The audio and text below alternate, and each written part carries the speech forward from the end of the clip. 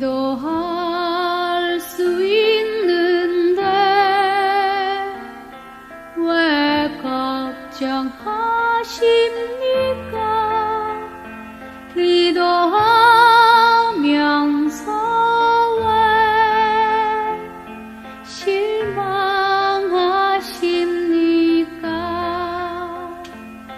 기도할 수 있는데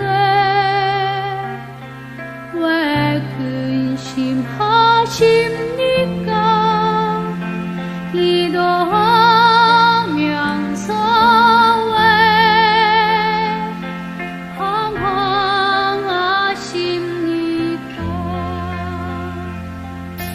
주님 앞에 무릎 꿇고 간구해보세요.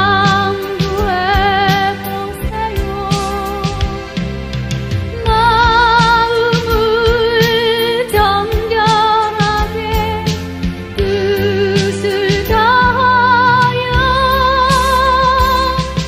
기도할 수 있는데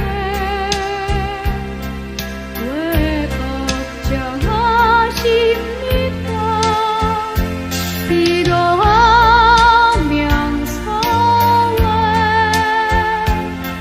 실망하십니까?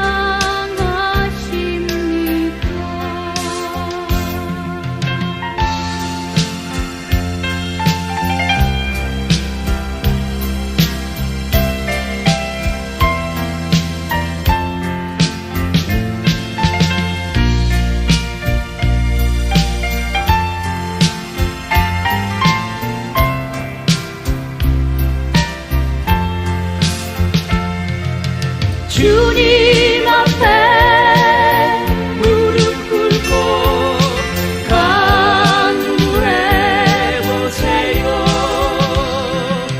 마음을 정결하게 뜻을 다하여 기도할 수 있는데 왜 걱정하십니까? 기도하면서 왜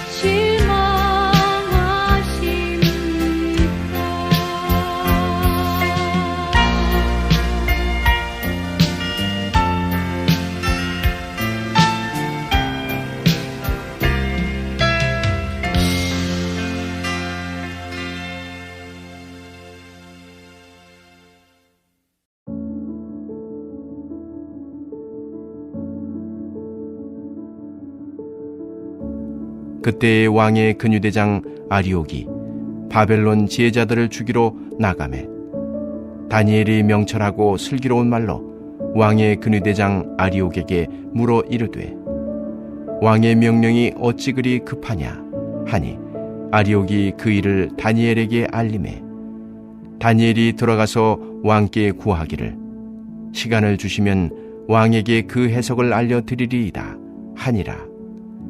이에 다니엘이 자기 집으로 돌아가서 그 친구 하나냐와 미사엘과 아사랴에게 그 일을 알리고 하늘에 계신 하나님이 이 은밀한 일에 대하여 불쌍히 여기사 다니엘과 친구들이 바벨론의 다른 지혜자들과 함께 죽임을 당하지 않게 하시기를 그들로 하여금 구하게 하니라. 이에 이 은밀한 것이 밤의 환상으로 다니엘에게 나타나 보이매 다니엘이 하늘에 계신 하나님을 찬송하니라.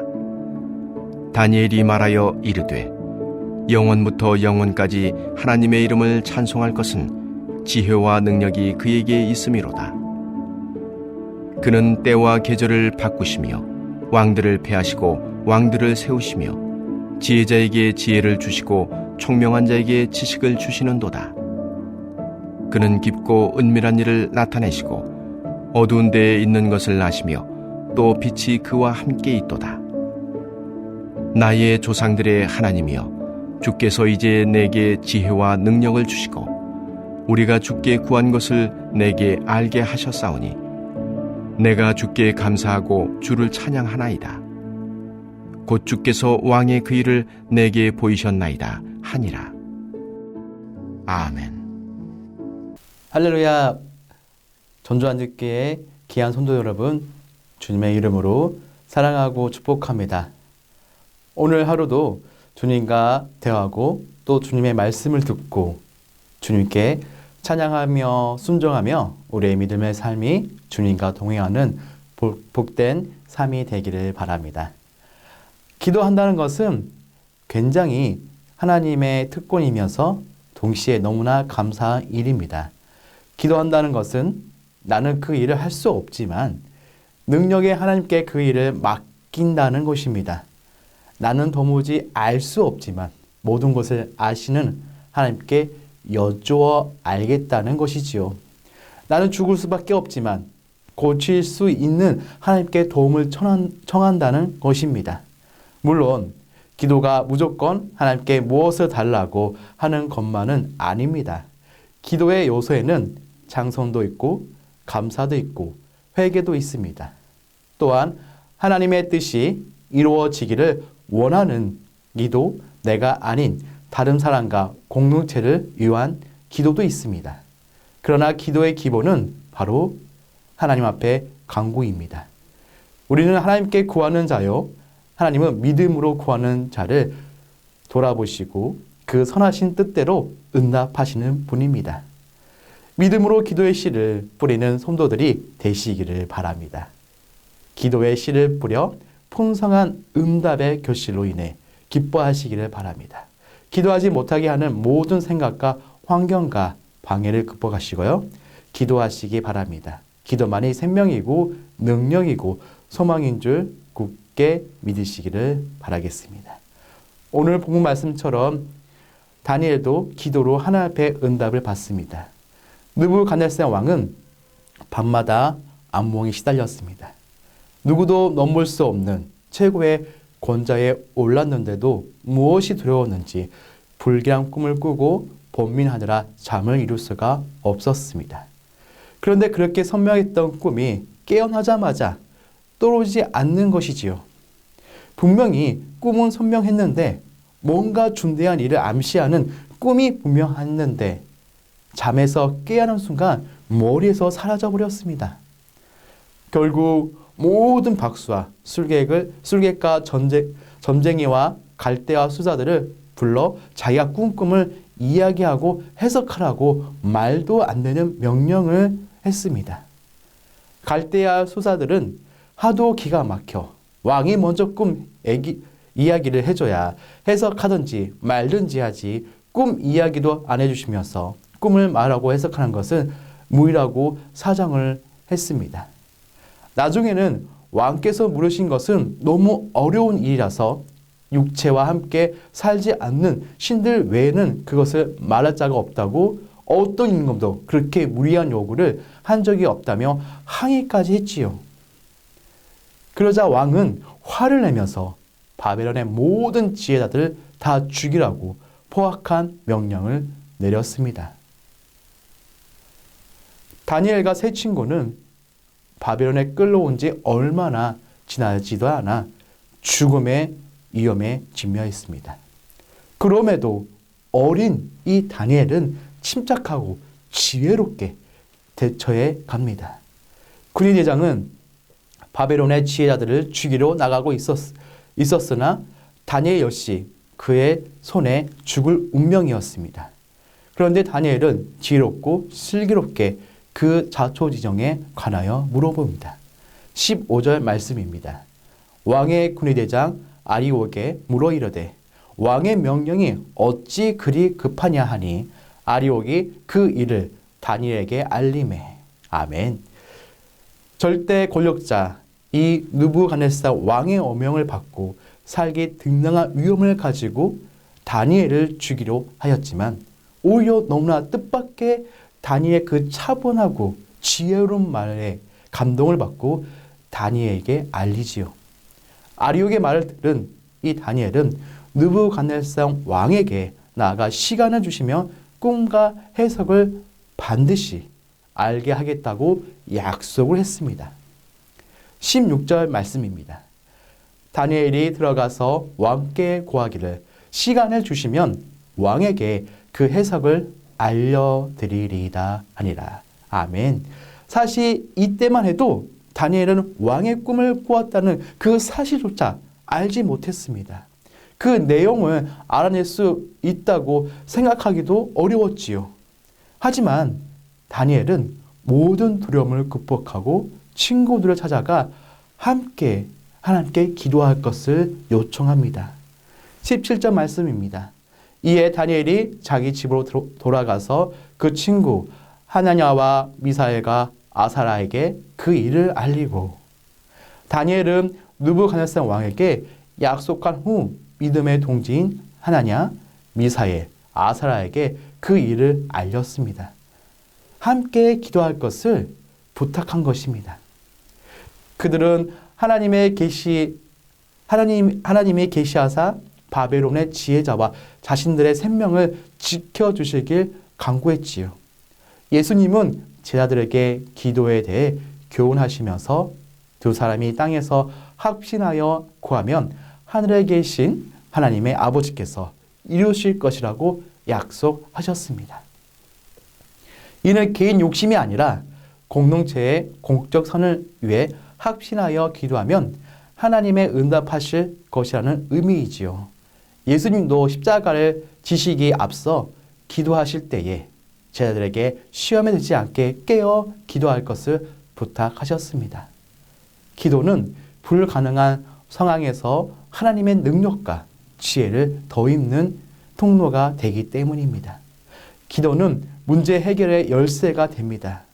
공경에 처한 성도가 그것을 극복하기 위해 취할 수 있는 그 최선의 방법이지요. 기도는 전능하신 하나님의 뜻을 분별하는 것이 불가능을 가능케 하는 것이기에 어려운 문제 앞에서 기도를 시작하면 이미 그 문제를 해결한 것과 같습니다. 다니엘과 세 친구들은 앞서 왕이 내려주는 고기를 먹지 않기로 결단하고 실천함으로써 하나님께 기도하며 하나님의 은혜를 누린 경험이 있었지요. 또 하나님이 여전히 자신들을 지켜주시라는 믿음을 가지고 있었습니다. 인간의 힘으로는 아무것도 할 수 없는 상황 앞에서 하나님의 사람은 아주 침착하게 상황을 파악한 후 기도로 하나님께 지혜를 구하고 기도의 동역자를 통해 더 큰 하나님의 역사하심을 경험할 수 있습니다. 사랑하는 성도 여러분, 우리는 어려운 일을 당할 때 하나님을 찾기보다는 당황하고 우왕좌왕하기만 하지는 않습니까? 시간을 앞다투는 긴박한 상황 속에서 성도들이 가져야 할 태도는 침착한 마음으로 하나님께 간절히 기도하는 것입니다. 중요한 일 앞에서 동역자들과 함께 기도로 하나님께 구하는 귀한 성도님들이 되시기를 바랍니다.